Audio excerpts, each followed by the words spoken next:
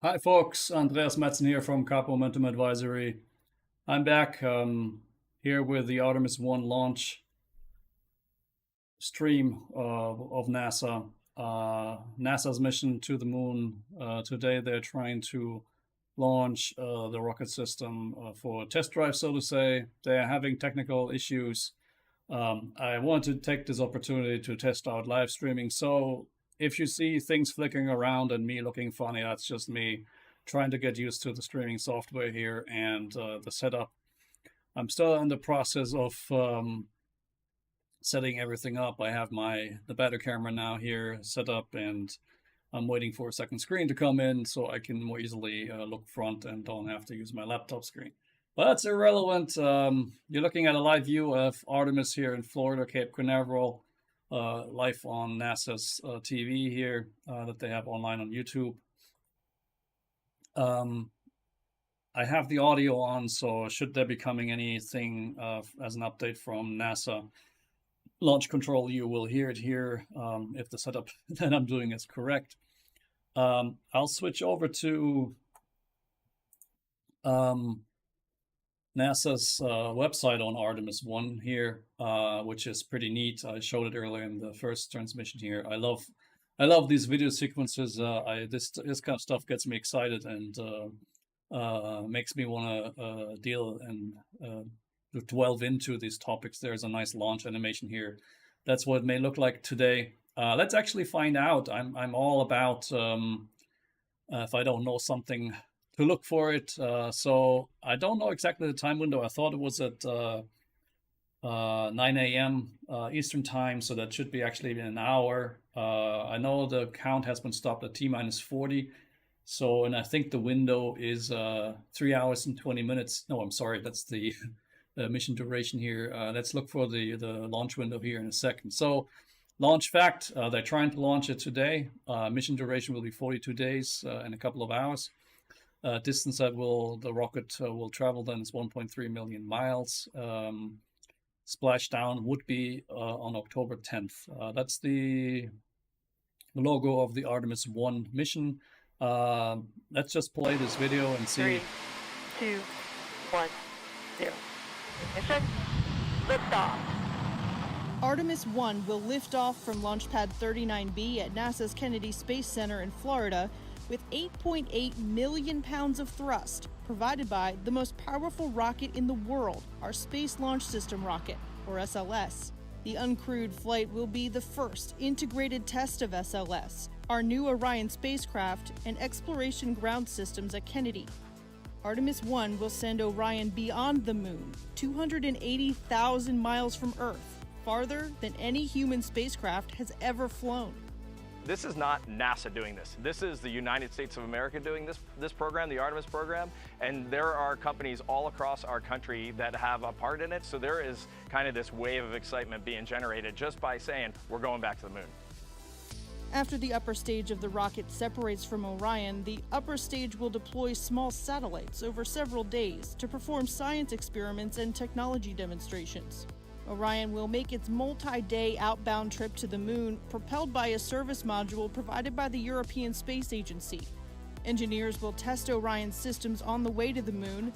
Then, Orion will fly about 60 miles above the lunar surface, using the moon's gravity and engines on the service module to enter a lunar orbit. After about a month and a total distance of over 1 million miles, Orion will return home, faster and hotter than any spacecraft has before. A primary goal of Artemis 1, ensure Orion safely returns to Earth before we fly with humans. When we do, we'll build our capability for sustainable lunar exploration, preparing us for missions farther into the solar system. Initially, what we'd like to do is start establishing a presence on the moon. So we're going to establish going back there on a regular basis, and then we'll end up setting up Gateway, and we would launch to the Gateway, and from Gateway land on the surface of the moon.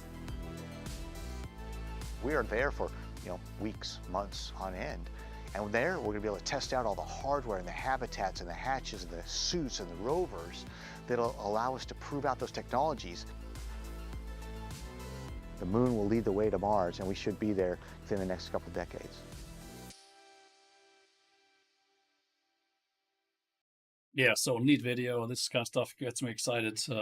It's nice to see that Artemis finally is getting to a point of where they can launch, and the SLS system as well. As you're probably aware, SpaceX has been leading the way with space travel and rockets and reusable rockets, very importantly. And SpaceX also has a plan to go to the moon. So it's interesting, and I'm happy to see that NASA is also delivering here and able to start building these capabilities. As you saw, the rocket, this is a test flight to show technology and safety. So it'll be interesting to see that it works nicely and smoothly, hopefully without fail. NASA, of course, has huge know-how in rockets, but it's also their first year, so it's a new thing. Things can go wrong, and they can learn from it. But let's hope for the best of it. Let's switch over here to the live view. Still waiting for input here from NASA on the rocket system. Let me forward here because I seem to have missed a couple of minutes here of live feed, so to say. We didn't hear anything in the background, so I assume there was no update yet. You see the engines here, and the engine that's making problems is the engine in the back here. So not the front, but the one in the back between those two, behind the big one in the center, so to say. They're having problems with the temperature read. So let's hope they can get this fixed. By the way, the numbers here, 808, I assume is the camera number, multiple cameras sitting there. So it'll be interesting to see this thing take off today. Let's see if I can fish here for some information. I was going to look at the window. I believe it was 2 hours or something like that they can stretch it. Let's just look for it. Artemis 1 launch window. Let's see what comes up. And so the launch window opens at 8:33 Eastern. So that's 1430. So that would be in some minutes here. Let's just look at the Twitter feed from NASA. There's also the live view here as well. So yeah, so the launch window itself is open. So you have the time launching the rockets because of the constellation of where the moon is and so forth to make the travel work. Yeah, so let's see if they will give an update here soon. Let's actually go to, that's the Twitter feed. Let's go to the NASA Artemis Twitter feed. Maybe we have more information there. Yeah, it says here the update that I gave you. Clock countdown is held at T-40. The hydrogen team is discussing plans with the launch director. Commentary will be live. That's where we are right now. Yeah, so let's go back here because they're showing different views actually here than they're showing there. I might pull this one up. The hydrogen team is going to discuss their plan with the launch director. They're still working on it. They're asking for 10 minutes, and then they will brief the launch director Charlie Blackwell Thompson. Yeah, so this was a while ago. Control. 36 minutes ago, so they've been taking a bit more than 10 minutes. My gut feeling tells me it's probably not going to happen today if they have an issue. It may go away, but if they have to hold the count, that's not necessarily a good sign. So there's been no further update other than explaining some things in the live feed here. We can maybe push forward here to see where we are here in the live situation in terms of the feed. It's beautiful views here from Cape Canaveral, Launchpad 39A. Let's do a quick search. Let me actually change the setting here from my browser real quick so that it looks a bit neater.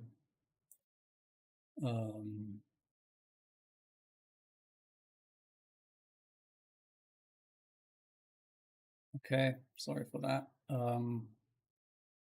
Let's look for compare sizes, rocket sizes.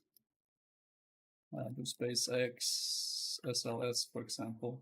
Let's pick for images here, and that's probably, that's a Wikipedia link. And let me just glance here over this. Yeah, let's pick this one. Hopefully that's it's the latest sizes too, because sometimes the dimensions have changed. So I assume they're using the SLS Block 1 in this current mission, not the cargo one over here. If you compare this to what SpaceX's Starship will be like, you see this will actually be in the end the largest. But if you look at most powerful, because I think it was said in the video earlier, SLS being the most powerful, it's more powerful than Saturn V. Not in terms of size, but in terms of thrust capabilities. And it's already true for SpaceX and SpaceX's Starship and their launch system, so to say.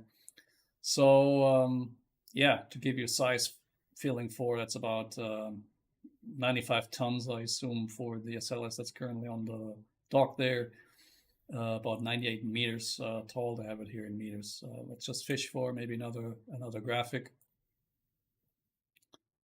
Yeah, it has here, for example, a space shuttle. That's a BBC website here in a tweet. Let's see if I can pull this up. Just a picture, and you see space shuttle is comparably slow in terms of payload. You see the Falcon Heavy has less payload capabilities. Starship will have much more. You see Saturn V had also massive payload capabilities. We'll see what these end up to be in the future then. Of course, Starship in that constellation that is shown here will be massively less expensive because of the reusability of the booster rocket here that goes up and comes back and actually lands. So I'm still amazed by this. It's science fiction as far as I'm concerned, happening live as we speak, making history here. So yeah, here comparison in terms of tonnage or payload. Let's see if we can fish for another comparison maybe. These are just YouTube videos on this. Yeah. Let's switch back to the live feed, see if there's anything going on live. Let me switch this back to full screen.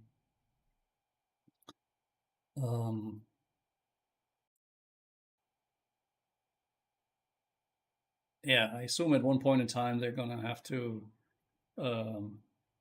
scratch the start. I assume they're talking with the director and they're going through procedures. As you know, it's always safety first and success of the mission first. So I'm sure that's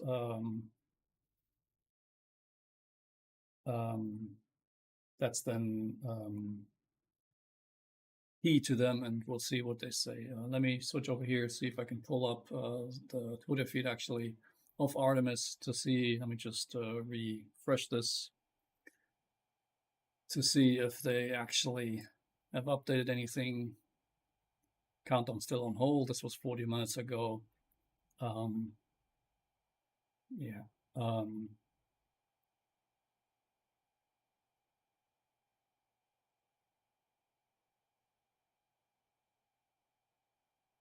Let me make sure that I have the sound on here. Yes. This is Artemis Launch Control at T-minus 40 minutes and holding. I just spoke with Launch Director Charlie Blackwell Thompson, who said that her team is still working on a troubleshooting plan for engine number 3 that had the issue with the engine bleed. She's still waiting for more information about that. Engineers are still discussing it and going over some modeling and data. And once they have that ready, they're going to come back to her and have a discussion. And so she says that she's awaiting that. And we are standing by. Again, at T-minus 40 minutes. We'll have more information when we get it. yeah, so I hope the audio came through from launch control here. Like I mentioned, the third engine is having a problem. The engineers are looking at it, still looking at models and trying to figure out if they can give the green light, so to say, and then they will talk with the director to decide go or no go. So I think I'll stop the feed here for now because not much happening. I'll go live again if there's something interesting happening in terms of actual launch or scratch of the launch try attempt today. So see you in the next video.